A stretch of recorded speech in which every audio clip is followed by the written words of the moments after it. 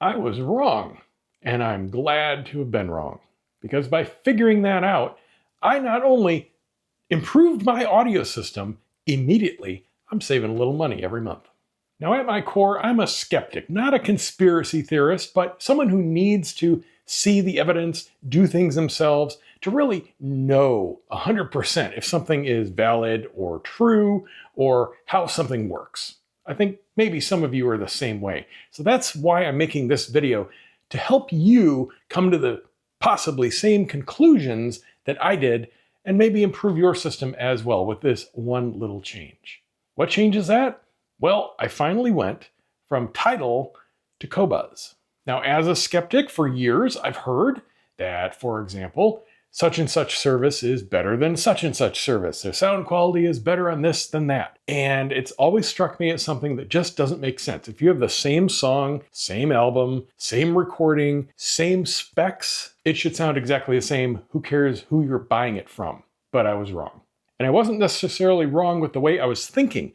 If all of that was all there is to the equation, yes, that would have been the same. However, what I was missing is something very important. There are other variables in the equation of, from the time the recording is made to the time you're listening to it, what it goes through. Specifically, when talking about streaming services like Tidal versus Qobuz, what master they're using and what processing they're doing to that master in their library. And that's where these big changes can come about. Now, over the past year or so, since I've been in contact with everyone at Indie Audio Labs, and especially the last couple months that I've been working with them, I've been hearing the same thing. You gotta switch to Qobuz. Qobuz sounds better. Qobuz has better this and that. Now, I do have to preface this. We have zero affiliation with any streaming company. We don't even have corporate accounts. Everybody here has their own personal account. We're all subscribed and using to whatever we like. And up until now, that had been Tidal for me. My journey through audio streaming goes back since the beginning. I originally had everything ripped, my CDs ripped through iTunes, and that was running on my computer. And I was storing everything on a Drobo, and that's how I got my music around the house and things like that. I went to Amazon very early, and that was really convenient because I love voice control, especially when we moved into this house and I spent months renovating it. And I didn't even have a stereo system set up for the longest time. That was great. However, that's not very good audio quality. I've used Spotify in the past. It's never been my favorite, both the interface and the overall audio quality. And then a few years ago, I switched to Tidal, and that has been great. And I had tried Qobuz in the past when they would put out a 30-day free trial or whatnot, and I just couldn't hear any difference. That's because I never directly A/B tested to dial myself into the differences. Now, let me be clear. This is not a platform versus platform blanket statement. One is better than the other. It doesn't work that way. It highly depends on the exact tracks that you are comparing. I do have to say, though, that in all my testing, and I've been testing here now for days, I have not run into a track comparison where Tidal outperforms the Qobuz counterpart. At the most, Tidal has been on par. While working the AXPONA show last weekend, I had the unique opportunity, very briefly, to A/B test some things, including Tidal Connect directly versus Qobuz Connect.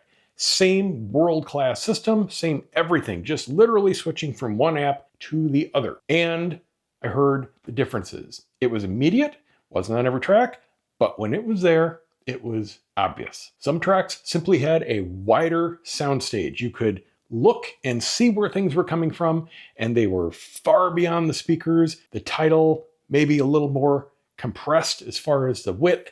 Depth was especially apparent. The tracks that had big differences, it was going from, say, a 2-foot sphere of 3D bubble to a 6-foot.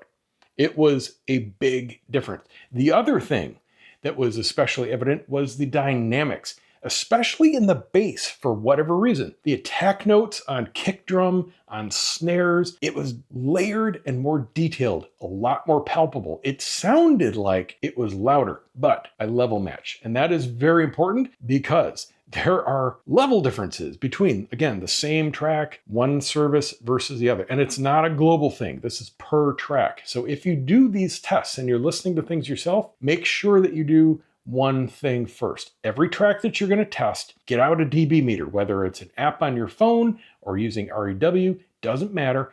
Play a unique section, a loud, unique section of whatever you're listening to. Get that dB number, note what volume your processor is at, play it on the other system, match that reading, and then note what the volume difference is on your processor. You have to do that with every single track because your brain is going to absolutely bias and prioritize whichever one is louder if they're not matched.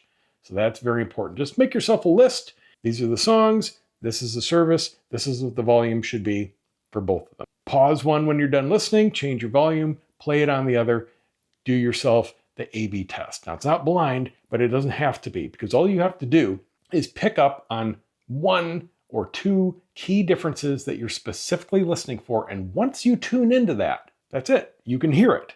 And then there's no guessing.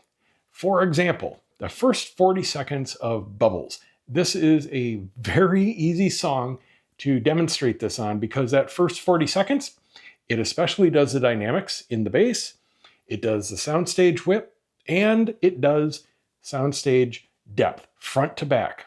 As you start to hear the balls bouncing on Qobuz, the stage is separated front to back. You are going to hear different lines of balls bouncing. They're not only going left to right, but they are deep. And it sounds like, say, the closest to farthest one is about a 4-foot difference. I'll get sounds more into the room in my particular space. In other spaces, you might hear it behind the speakers more, but you're going to get more depth. As far as the soundstage width, this one was especially easy to pick out. On this particular passage of the track, the ambient sounds that are coming from the right-hand side should be right around the speaker. On Tidal, those are coming from the inside edge of my speaker. If you close your eyes, if you just point to whatever you're listening to, that's the easiest way to judge this. You don't have to think about it. You're just reacting. Your brain is saying, there's something right there. You're going to be correct 100% of the time. It's just your brain telling your finger where to point. It's not hard. On Qobuz, it's at least another foot wider. It's towards the outside of the speaker. That's all there is to it. It just happens. It's not in your brain. It's not bias. It's just there. And you can pick it out every single time. Now, the palpable difference in the attack and the dynamics really comes out because every single time one of those ping pong balls or whatever they are that are bouncing around hits, it's almost like my speakers sped up, which I was really amazed at. Going back from the Qobuz to the Tidal, for example, they're not, but they sound softened. They sound relatively muted. It sounds more like a recording, and the Qobuz sounds more like live. Now, in my system, none of them are giving me the 100%, oh my God, that's real, but I got that at the show, and that was freaking amazing. So that's it. I hope this helps. Let me know in the comments if you try this, what you hear. And yeah, I know I'm probably going to get a whole bunch of people in the comments going, yeah, what took you so long? We knew Qobuz was better this whole time. Well, like I said, I'm a skeptic. I had to live and learn. See you next time.